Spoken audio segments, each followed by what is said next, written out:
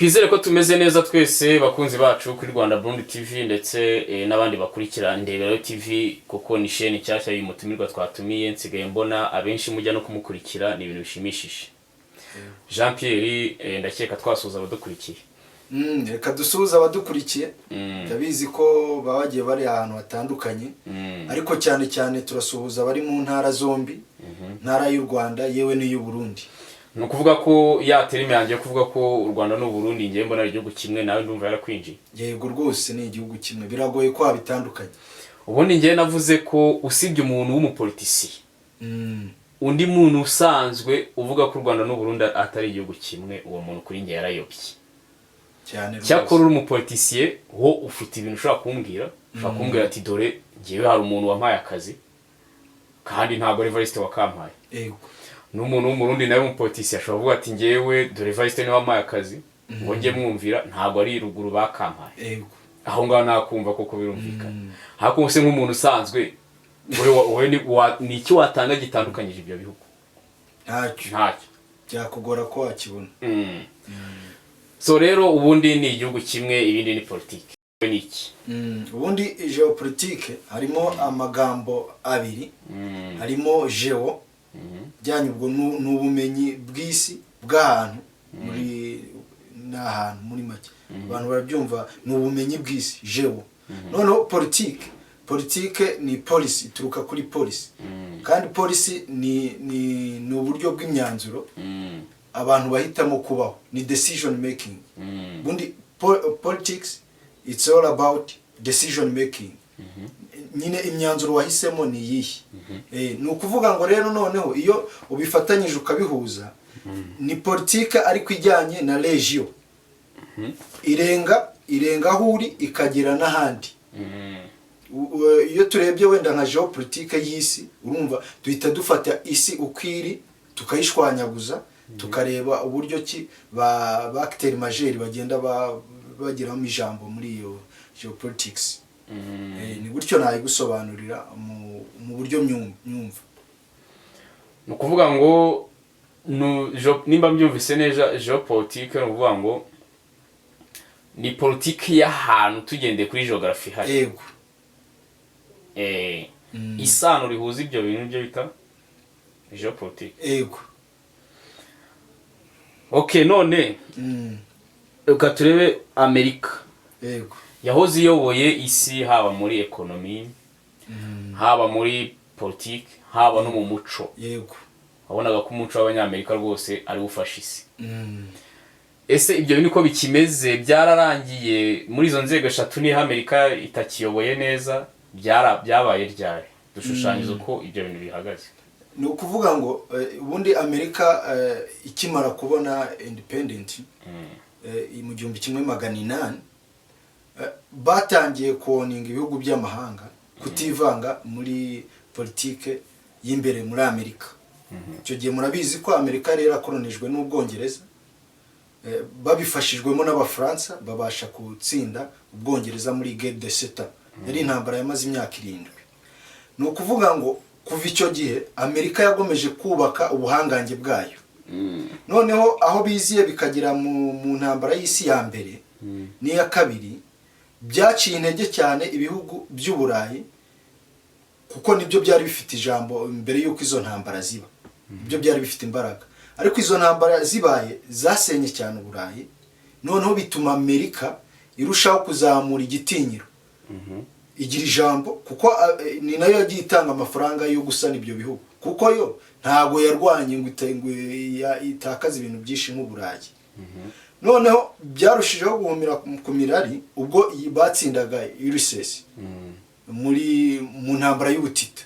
Noneho ubwo murabizi yarangiye muri za 90 maho. Noneho Amerika ifata full control yaba muri economy yaba muri politique yewe no mu muco kuko mu muco murabizi abambara za All-Star imiziki urareba ko byafashe isi kweli. Noneho muri za 2005 umushinwa hari ukuntu nawe yahise atangira gukanguka atangira kuzamuka mu buryo bwa economy kuko Amerika hano yahise itakaza imbaraga muri economy kuko umushinwa yazanyemo ingufu zidasanzwe. noneho cyane noneho ku mugabane wa Afurika. Ku mugabane wa Afurika yahagaragaje imbaraga zidasanzwe ugereranyije n'imyaka yindi, kuko aho ngaho bavuye ku isoko muri Afurika bari bafite isoko rya biliyoni 10, ariko kugeza muri 2022 zari zabaye biliyoni 230. Urumva ubwikube bwabayemo. Ni ikigaragara rero imbaraga mu bukungu Amerika yabaye nk'igabanya imbaraga. Noneho no mu buryo buri culture bibigeranye n'umuco, murabizi nko muri Middle East, nubwo nyine influence y'umunyamerika igaragara, ariko mu muco biragoye ko abantu bo mu Barabu wabakuramo umuco nyine wa Cyarabu, biragoye cyane ko ubona ko bagomeza kugendera kuri ari amahame ya Sharia n'iki. Ukabona ko mu gice cya Middle East mu muco Amerika ntabwo yabashije kuhadomina nk'uko yaba yaradominye hano muri Afurika. Urumva naho hari percentage yagabanyutsemo mu muco, ntabwo bikiri nka mbere. Yewe no muri Afurika hari ukuntu nabo bagenda bakora bagabanya uburyo babaga influenced, ariko muri military power still Amerika iracyafite ijambo rikomeye, kuko iracyari umucuruzi ukomeye ku isi, ko n'intwaro zayo ubona ko hari ukuntu zisumbuye kuzabandi. Ariko ibyo bidasobanuye ko Ubushinwa businziriye, kuko Ubushinwa nabwo muri military naho hari ukuntu bwongeye capacity, hari ukuntu bwazamuye capacity. Urumva Amerika imbaraga yari ifite mbere, Ubushinwa butari bwakanguka ngo nabwo buzamuke muri economy, bubashe kwinjira muri centre géopolitique, hari ukuntu byagiye bihinduka. Noneho bigakubitiraho kuri iyi ntambara ya Ukraine n'Uburusiya, nabwo yabaye nk'ishaka kunyeganyeza bwa buhangange bwa Amerika, kuko hari ibihugu bimwe na bimwe byahise biboneraho umwanya wo kuvuga ati burya Amerika umuntu ashobora no kuba yayiva, ashobora kuba hari ikintu yakora cy'ubukubaganye nyine ugasa nk'uwivumbuye. Yego boss araguhemba, uranabizi ko ari kugashaka kuvuga ati boss nanjye nshobora kukuvaho nkaba nabona ahandi najye. Ibyo bintu byabaye nk'ibigabanya imbaraga za Amerika. None reka turebe ubu tubwiye ko Amerika imbaraga zagabanutse, ubwo tugiye kugenda tureba buri igice ukwacyo. Yego. Duhere ku mugabane wa Afurika. Umugabane wa Afurika wakiriye gute uko iyo mihindagurikire? Ni ukuvuga ngo umugabane wa Afurika kubera uburyo ugabanyijemo, ntabwo hose babyakiye kimwe. Ubundi iyo urebye ibisate byungukiye muri izo mbaraga, ECOWAS hari ibihugu byaprofitiye muri uko kuba Amerika isa nk'ibintu ugiyemo ikagabanya nk'akarindi. Icyo gihe muri ECOWAS urareba za Mali, Burkina Faso na Guinea byahise biprofitiraho. Noneho biboneraho inkunga y'Umurusiya ya Wagner iraza babyungukiramo. Wareba no muri East Africa hari ibihugu byigumuye, ukareba nka DRC urabona ko yahise ihindura uburyo ikoreramo, uburyo bw'imikorere, yewe no kuri level international irazamuka, iragaragara cyane kuri stage. Ubigereranyije n'uburyo mbere yari imeze nyine igikorera muri background ya Amerika gusa, ntabwo yagaragaraga. Twagomezaga twumva ni igihugu cy'ubukene, ni igihugu cy'ibibazo, nyine nta terambere rivugwa ntacyo. Ariko aho imbaraga za Amerika zigabanyukiye hakazamo uyu Mushinwa n'Umurusiya, nabo bahise bigaragaza. Noneho tumenya ko Kongo nayo ari igihugu nacyo gifite power, ko kirabigaragaza. Iyo urebye kuntu kiba gishekinga izi impande zombi ko ari eshatu, ubona ko ari igihugu gikomeye muri Afurika, bigoye kuba wabona ikindi. Ukareba Burundi uburyo buri kwitwara, ntago urashyiraho ibihano ukabikuraho, kuko urabona ibyo wafashe nta kintu byatanze. Noneho SADC yo hari ukuntu yari isanzwe ifite umwihariko, nubwo Amerika wenda yagira penetration ikoramo mu buryo bwa economy n'iki, ariko ideologically ntago baba bari kumwe, biri compatible. Noneho wareba iyo hagati akenshi ntago iba yakitinga, byumvikana ko ibihugu biri hagati ni za Sahel. Urareba ekasi hari ukuntu ibidafite forum nk'izo zindi, ko ubundi ngiye mbona iziba zikunda kuvugwa cyane. ECOWAS, SADC, East Africa, wenda na Maghreb, kuko Maghreb umwihariko wa Maghreb buriya ni bakunze kuyita backing water kubera iriya nyanja ya Mediterane na Red Sea. Hari ukuntu ikonekta impande nyinshi no muri Middle East niki nayo hari ukuntu ifite mijambo noneho aho yaje kungukira iriya Maghreb nko tugendeye nko kuri energy market nko ku isoko ry'ingufu. Ni ukuvuga mbere bagurishaga Uburayi na Amerika gusa, ariko aho haziyemo abakteri bashyashya nk'Uburusiya n'Ubushinwa bahise babona abandi bariye kurusha uko bagomeza gukorana n'Umunyamerika. Nyine babaye nk'ababona ubwinyagamburiro. Twari tukiri kuri ECAS bimeze bite? ECAS ni ukuvuga ngo ECAS Umufaransa n'ubundi yari afite ijambo rikomeye, ariko nabo baprofise kuri rizamuka ry'Umurusiya n'Umushinwa. Nyine urabona ko tuvuge wenda nka Republic ya Central Africa turabizi ko hariyo Wagner. Ni ukuvuga ngo mbere bakiri muri control bigoye ko bafata uwo mwanzuro wo kuba bazana ingabo z'Abarusiya. Noneho iyo Umurusiya yahaje bita bikwereka influence kuntu ya West yagabanutse, batagifite rya jambo ryuzuye. Nyine habonetsemo competition. Kumanuka kwa Amerika ku mugabane wa Afrika byatumye hiyongera competition. Amerika nayo itangira kusa nk'ishaka gukora setup y'uburyo yafataga umugabane. None ubundi ECAS ko kitagivugwa cyane bifite izembogamizi? ECAS impamvu itavugwa cyane urareba n'ubundi nayo ifite umutungo kamere, kandi noneho hakunda guhora y'ibibazo by'intambara. Noneho wareba abakteri baho bayirimo ntago bafite ijambo kuri riri global. Nta jwi rihari rihavugira rishobora gutuma abantu bamenya ECAS. Nkuko urareba muri ECOWAS hariyo Nigeria, ni ikintu kinini gifite petroli nyinshi. SADC urumvamo South Africa, harimo Congo, urumva harimo ijwi riba rivayo ukumva koko rifatika. Ariko mari hagati nyine baraho barabishe, navuga ko babaciye intege kugira ngo haboneme kemijwi rishobora guhagararira ko gace rikumvikana. Niho bigoye, niyo mpamvu bo katavugwa cyane. Ariko harimo ibibazo by'imitwe, urumva karajagaraye cyane, habura uwazamuramo acteur majeur muri make. Habuzemo acteur majeur wazamura ijwi ryabo akaryumva. Hanyuma se uko kugwa kwa Amerika watubwiye Middle East ho byaje kugenda bite? Yaje kugwa gute muri Middle East Amerika? Middle East Amerika ntabwo bavuga ko yaguye cyane burundu, kuko n'ubu turacyabona yafite influence. Ubona ibitero igenda igaba, urahabona kuko Israel igihari kimeze neza, biragoye ko wahita uvuga ati yaraguye muri Middle East. Ariko gusa hari influence zagiye zihinduka. Iyo urebye nka Saudi Arabia kuri petroli yayo ntabwo igipfa kugurisha mu mujyo nkuko byari bisanzwe nka mbere. Noneho ukareba ubuhirimbanyi bwa Iran, nabwo hari ukuntu bwatumye Umunyamerika avuga ati hano hantu ntabwo bikimeze neza. Noneho wareba biriya bitero batera Iraq, hari ukuntu nanone byagabanyije byongeye urwango abo muri Middle East bari bafitiye Umunyamerika. Ko yabizo ntwaro bagiye gushakayo ntizabonetse, kandi birangira bishe na Saddam Hussein.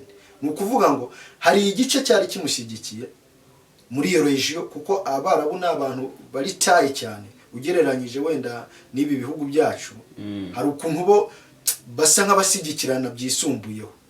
Noneho Amerika iyo urebye influence nyine yari hafite yagabanyutseho kubera ubwo buhirimbanyi bwa Iran. Ukareba Saudi Arabia nayo yabashije gusa nk'iyigoboteyo gato, petroli yayo ibona umwarayizi nk'umushinwa ushobora kuyigura. Noneho Amerika ikikwereka ko hari ibonye imbaraga zigabanutse, urareba bateje imbere za electrical energy, green energy. Kugira bavuga ati urareba iriya petroli hari ukuntu bari gufata policies cyangwa bari gushaka kudushyira ku ruhande. Ese igihe badushyira ku ruhande ni ihe escape plan, kuko West bo bakunda kugerageza A na B na C yewe na D. ku buryo ushaka kubacikira ku ruhande ugasanga baguteguriye ikindi kintu. Rero iyo urebye nk'ibi bitero ari nka mbere igihe afite full control, byari bigoye kumva ko abahutizi babuze amata apakiye goods bari kwangiza muri Black Sea. Mbere wumvaga nyine ko hari imitwe y'iterabwoba, ariko wenda ukumva bakoze igitero kuri ambasade, ariko ubu noneho urumva harimo guhangana. Urabatera nawe ariko ntibibabuza kugusubiza. Ntabwo ari nka kwa kundi uzi ukubita urushya umwana agaceceka, uramukubise ariko nawe aragerageza gusubiza nubwo atagusubiza ku kigero kimwe. Aho naho ubona ko imbaraga za Amerika zagabanutse. Usibye Irani na Syria na Liban n'ubundi byahoze ari abanzi ba Amerika, yego, watubwira ikindi gihugu kizajya uhimbanye nk'ubwa Irani muri Middle East? Ni ukuvuga ngo iyo witegereje Saudi Arabia nibamara gukanguka, ko ntekereza ko bazakanguka neza original, kuko nimba barabashije kuvuga ati reka turebe kuntu twahindura amasezerano n'uburyo twagurishaga petroli, urumva at least hari umuntu uri kubitekereza, kandi iyo ubitekereje generation ntoya zo zibibona neza kurushaho, zikavuga ati ariko uziko twari twarahenze ubwenge muri iki kintu. None iyo generation ntoya igihe yazamuka, Saudi Arabia yahindura ibintu bikomeye cyane muri kara gace kubera na lobby yayifite mu buryo bwa economy. Ntekereza ko nyuma yayo haza iyi Saudi Arabia. Uratanga cyizere kiko Saudi Arabia yakorana na Iran? Mu kuvuga ngo icyizere ntanga, bo barabanza barebe, urareba aya makimbirana ahari, byanga binoga uko azarangira hari ishusho bizatanga. Ni ukuvuga ngo arangira nidasenyutse, Saudi Arabia itivuga ati uzi ko ushobora kwigomeka kuri Amerika ntugire icyuba. Noneho nimara gushyiramo iyo mindset, think tank babo bagatekereza icyo kintu, bizaba byoroshye no guhuza na Iran, kuko bazaba bahuriye ku mwanzi umwe ari wa Amerika. Ubundi nta kindi cyapfa kubahuza, ni uguhurira ku mwanzi umwe mugahinduka inshuti, kuko umwanzi wawe n'ubundi aba ari umwanzi still. Numva ari cyo cyabahuza. Saudi Arabia na Iran bigahura yuko byanga Amerika. Hanyuma se yabaze ngo by'abashia n'abasuni ntago byagira impact kuri uwo mubano? Biriya bibazo by'abashia n'abasuni kubera ko n'ubundi iyo babonye habaye ibitero bya Amerika akenshi bibagiraho ingaruka kimwe, rwose bizakemuka. Ni nkuko wareba n'ahandi amatribe bagiye afitanye ibibazo, ariko akenshi iyo hamaje kuboneka ko n'ubundi wa muntu bamenasa, iyo aje adatoranya ngo agendere ngo we ngura umusuni n'iki, aho bihita byoroha. Keretse igihe Amerika yagira bamwishyiramo imbaraga akaba aribo igomeza gufavoriza, niho nyine kwaguhuza kwagorana. Ariko igihe ije kubamenasa ntitoranye ngo abanaba bizoroha kuba bakorana. Saudi Arabia ni cye gihugu ubwo? Ni Saudi Arabia ubona ishaka kuva kaminga Amerika gusa? Za Jordan ntabwo zishaka kuva kaminga na za Qatar? Za Jordan ubona zigifite ubwoba zirimo aho. Qatar yo biragoye ko yahita kubera ifata ni lobby y'umunyamerika iba yaratamiye, biba bigoye. Ubwo turi kuri Middle East, hanyuma ku mugabane wa Asia uriya the mainland ya Asia, kuko burya Middle East nubwo ari Asia ariko iri muri geopolitics nkaho ari ikintu kihariye. Yego. Hanyuma Asia isanzwe yo Amerika yaje ku Asia isanzwe ureba ko yabaye yatakaje ijambo kubera ko havutsemo ibihugu nyine biri strong. China ubwayo ihita itanga challenge aho hantu. Nubwo igihugu nk'Ubuyapani kigomeza gukorana na Amerika, ko buri Ubuyapani buramutse nabwo budakoranye na Amerika byaba byiza cyane kuri Asia, kuri kiriya gice. Ariko nubwo Umuyapani ngiye akorana na Amerika, nshobora gukora projection. Buriya hari ikintu bita amateka yaba yarabaye, biba bigoye kuba yakibagirana. Dushobora kuyerenza tukagendera hejuru y'amagi. Buriya Umuyapani ntago yakibagirwa ibyo Amerika yamukoreye. Uko byagenda kose generation ziravuka zikavuga ati ibi bintu. Igihe bacurwa bakabona ko Amerika bishoboka kuba yapfukamishwa, mpamya ko Umuyapani yajya ku ruhande ruri kumenasa Umunyamerika. Ko nshobora kuvuga ati reka dukorane bitewe n'ibyo wankoreye, nkavuga nti utazongera kubinkorera. Ariko ngizishe akanya gato akarumu gato nkabona ahantu bari kukuminasa aho completely kuko ibyo Amerika yakoze biragoye kuba wabisabira imbabazi gutyo gusa. Ariko se hari nanone aho ngaho nakwibaza ko Japan niba ikintu wenda umuntu ashaka guprofitiraho yuko Amerika iri kugwana inamba ya Ukraine, yego kavuga ati reka dufashe mu Russia, none Japan kumbwira ngo arigize ibohora bwo nkabona igufasha Zelensky. Uzi impamvu iri kumufasha se? Already iri kubibona neza ko ubwo Burusiya nunabufashije biragoye. Iyo wamaze gukora calculation ukabona ko wa muntu n'umushyigikira resulta zikiri ntoya, akenshi urabyihorera ukagomeza kwigaragaza ku rundi ruhande. Nka buriya ushobora kubona iri gufasha Zelensky ariko under secretary hakaba hari approach runaka bashobora gukora n'abarusiya bashobora gukora iza approach nubwo ku buryo buri visible bigaragara ko bari kumwe na wa muntu, kuko niyo mpamvu rega hari intambara itagira abagambanyi se ntibishoboka. Ni ukuvuga ngo byanga binoga mpamya ko umuyapani ntago yababarira umunyamerika ku buryo bakorana 100% ari shushusheri. Ntago ako kantu kaburamo. Rero urumva ko muri kiriya gice cyaziyaho Ubushinwa bwonyine bwatanje challenge yo kuba Amerika itamanuka ngo izikora ibyo ishaka nkuko byari bimeze nka mbere wenda itari yagira ijambo. Yego. Burya rero Asia nubwo ari umugabane munini twabonye ko Middle East isa nkaho uko muri geopolitics, none hari kiri cyo bita South China Sea. Kiri strategique biteye ubwo. Impamvu kiri strategique nuko iyo Chine yemeje. Resulti nini nanone iri muri South China Sea. Impamvu nayo yaje kuba strategique ugasanga nimba Amerika ishaka guhangana na Chine bivuze ngo aho Chine resulti zazo zahita ziba strategique. Yego. Amerika na Chine burya birahanganye muri South China Sea. Gusa ni ibintu biri fluide bitazamo intambara. Ibintu biza ndogo ni uburyo bwo consolida. Ko bigaragara ko muri South China Sea Biden asigaye bushimbaraga shi. Kuko ngungu mbi gushushanyirije. Kuko ngungu urebye impamvu mvuze South China Sea nuko ejo bundi Xi Jinping yagiye muri Vietnam. Avuyeyo Biden nawe hashize nk'imisi ngayitajyayo. Nahise rero nshushanya ndavuga ni se Vietnam iri hejuru ingana iki muri espace ku buryo izi king ebyiri zihurirayo.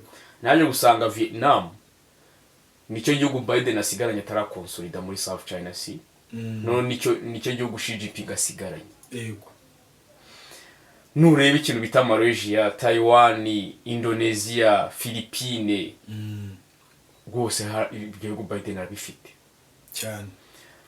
Ese ubwo nimba Amerika irimo iragwa kumbona ubwo none nimbi gukonsolida South China kandi hari ahantu niho China inyuza produit nyinshi cyane isakaza kwisi. Ubwo ho bihagaze bite?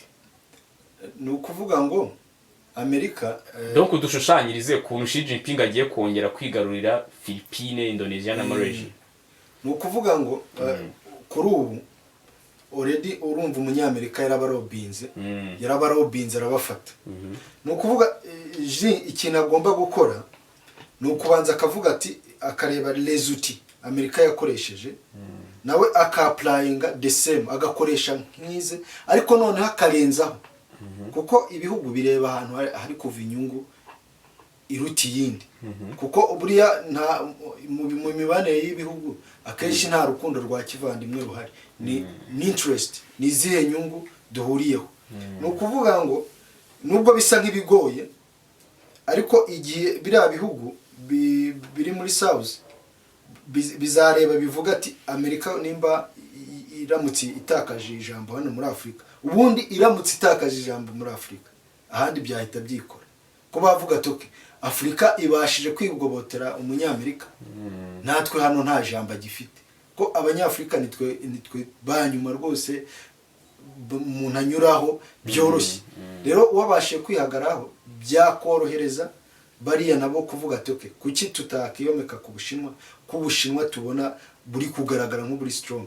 Kuko nimba twarabonye ko power yabwo yubakiye kuri economy kandi abatuye isi dukeneye economy, afite amahirwe kuba yakongera akakonsolida igihe Amerika yagomeza ariko kugira decline. Kuko nka buriya Amerika none izamutse kurushaho byaba byarangiye ahubwo Ubushinwa bushobora kuriska gusohokamo.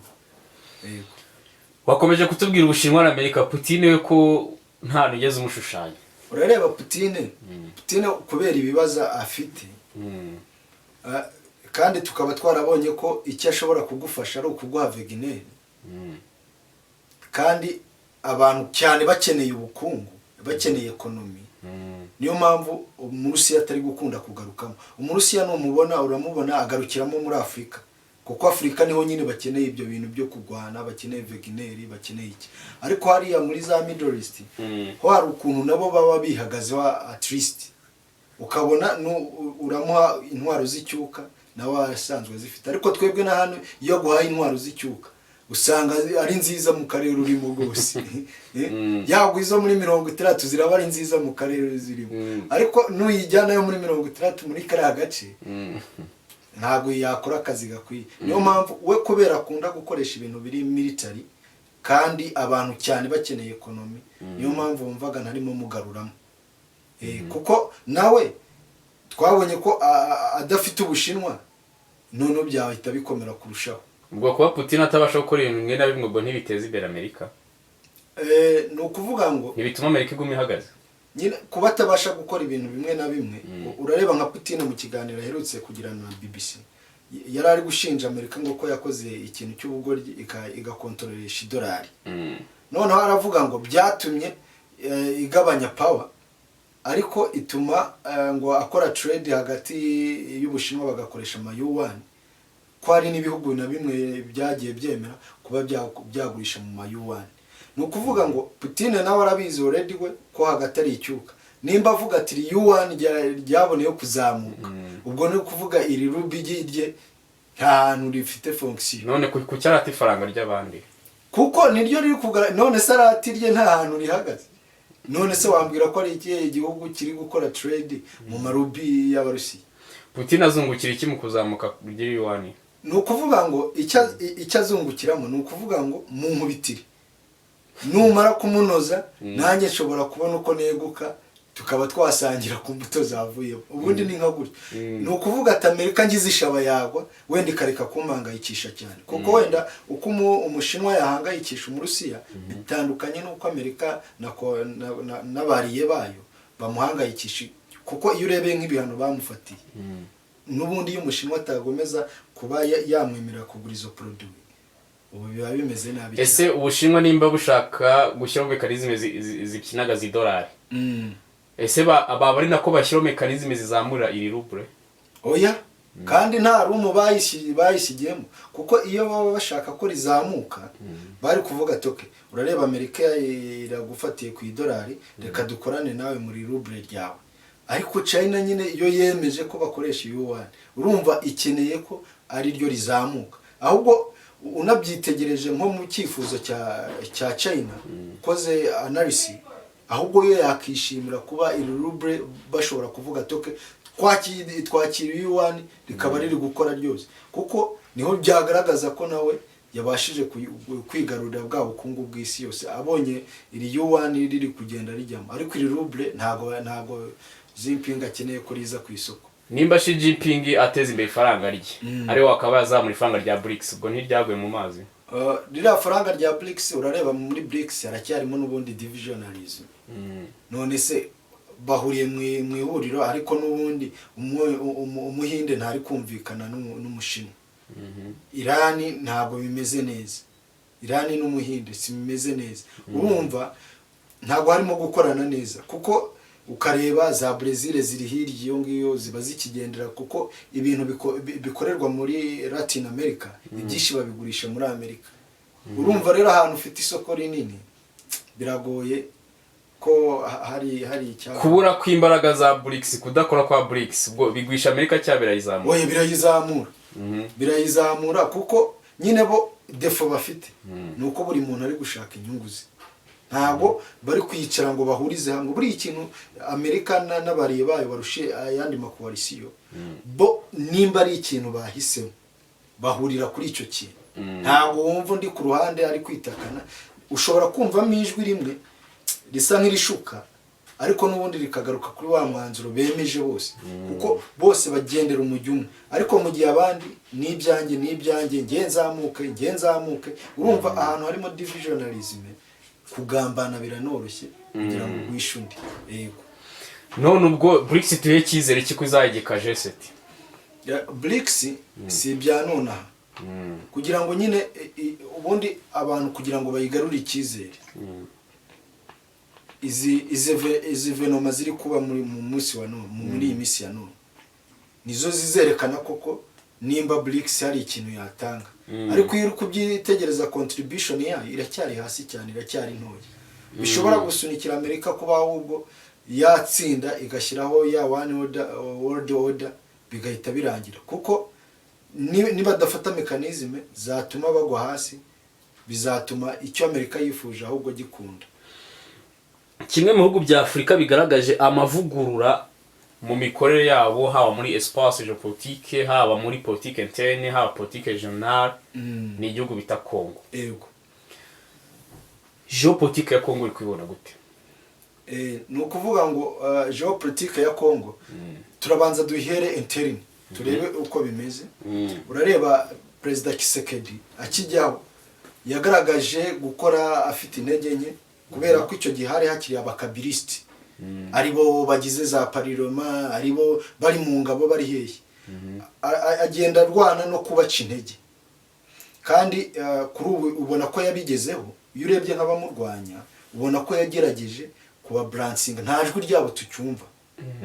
Niyo bavuze nyine urareba hari nk'abamurwanyaga ubona bafite ijambo, wenda ugereranyije urareba nka Denis Mukwege kubona yarabonye kiriya gihembo cya Prix Nobel, hari ukuntu byamwongeraga akarigitema sukuna. Ariko mu matora byaragaragaye ko abakongomani bizeye Tshisekedi kurusha abo bantu bamurwanyaga. Byonyine ugihera ku matora uhita ubona ko interine yarabakubise rwose, kuko umuntu utsinda 78 mu matora yabaye mu mucyo uwo muntu aba yatsinze. Kuko abakandida 20 bariyamamaje, ntawe yakuye kuri liste y'itora, ntawe bajugunye ibiki, bariyamamaje, utsindwa aratsindwa, utsinda aratsinda. Rero byerekana ko politique interne yabashije kwigarurira imitima y'abakongomani, yewe anabizeza ko umutekano ushoboka kugaruka muri Burasirazuba, ko ibindi bice byo hari ukuntu biba bifite umutekano ugereranyije no mu Burasirazuba.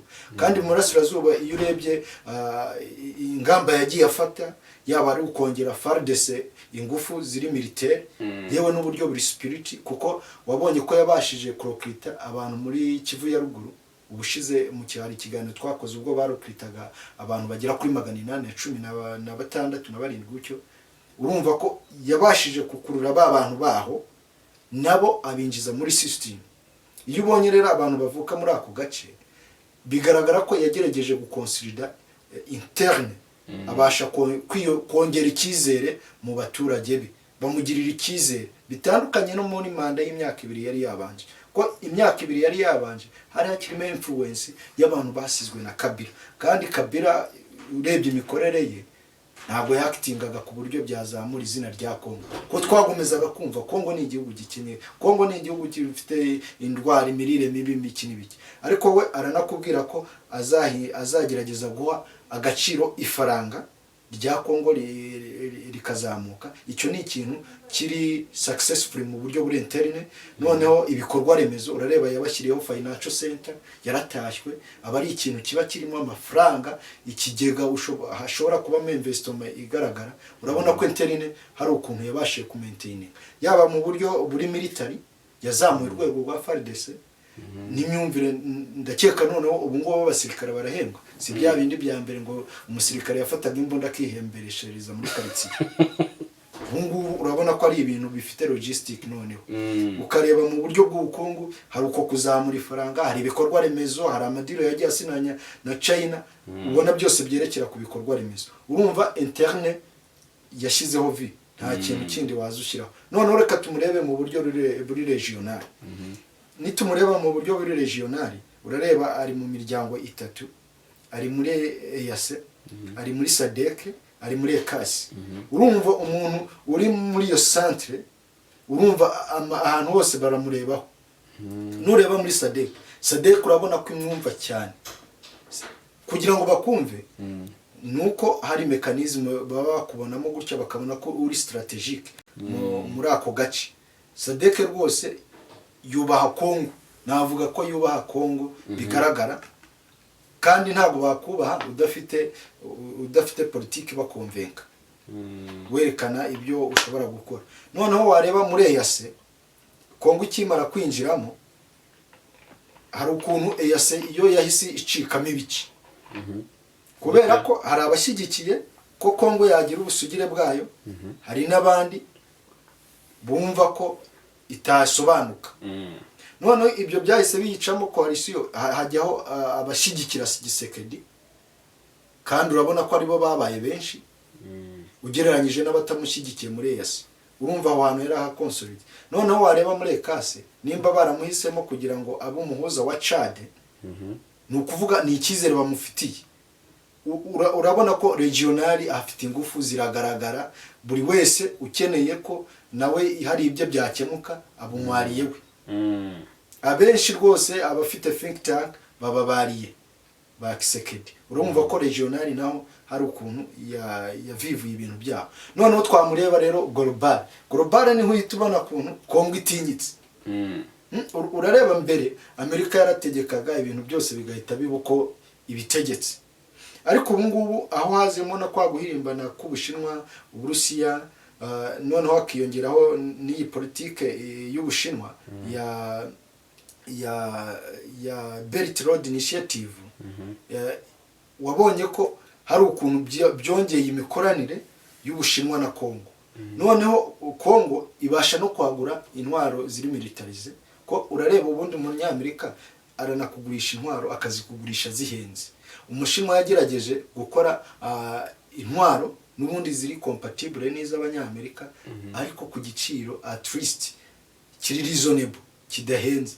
Uragura indege idahenze ariko izikora akazi nka kandi n'ubundi y'umunyamerika ari kuguhenda yari irakora. Ibyo nabyo byahise bituma Tshisekedi agira ijambo, kuko urumva nibyo byatumye Amerika ihita imukuriraho zambarigo yari yaramufatiye byo zo kugura intwaro. Nimba Amerika igukuriye hambarigo, ni ibigaragaza ko mu buryo buri international nawe ijwi ryawe riri kumvikana. Noneho ukareba mu Rusiya nawe yaravuze ati reka muhe Wagner, iriya Wagner iri hariya abantu batayumva nkaho ari yayindiza kuri front line ahangaha. Barakoresha technology, kuko umuntu hari igihe wumva ngo batsinze aba Wagner bari kuri ground ni bangahe. Ese hariyo Wagner ibihumbi 10? Hariyo abari strategic bagomba gukoresha technology, kuko nimba wazanye Sukhoi baraguha abantu bari compatible zo kuzikoresha. Ni ukuvuga ngo yabashije gukonsolida Uburusiya n'Ubushinwa, begera muri ryabuye rya Kongo, babasha gutuma habaho balance ya Amerika. Wenda aho nabirebera neza, urareba Amerika n'abariye bayo barasaba Tshisekedi ubungubu kujya mu biganiro. None se kuki bamusaba kujya mu biganiro ariko ntibasabe M23 guhita irambika intwaro hasi? Ni ukuvuga ngo baramusaba ibiganiro, arangaye nyine agahugira mu bintu by'ibiganiro, kandi ku rugamba rugikomeje ushobora kuhatsindirwa. Ko umuntu ashobora kugushukira mu biganiro bigatuma gutsindira kuri field. Noneho nyine iryo saba ry'ibiganiro ni icyerekana ko diplomasi ya Kongo n'uburyo bw'imibanire nyine mu bihugu, muri biriya bihugu bitatu, bikwereka imbaraga ifite mu buryo buri global. Keretse uwashaka kubyirengagiza kubera nta bumenya bifiteho, nta n'amakuru afite, nta nayo ashaka kumenya, kuko umuntu ufite inyota y'amakuru already yareba agahita abona ko Kongo atari yayindi ya kera yari ifite ibibazo byinshi. Tubwira impamvu nk'eshatu umuntu akubajije impamvu Kongo igira ibibazo muri Est gusa ni izihe? Ni ukuvuga impamvu ya mbere hari bwaterwe na neighboring country ziri kuri iyo site. Urareba nk'urugero nka Uganda, birayorohera igahita yohereza UPDF. Biragoye ko yafata UPDF ngo yohereze Kinshasa, biragoranye. Ariko hariya muri East urareba Kongo hari ukuntu itari yarahashyize imbaraga,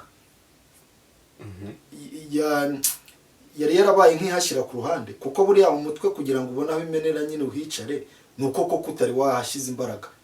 Iyo iba yarahumutse kare ikahashyira imbaraga ntabwo haba hari biriya bibazo.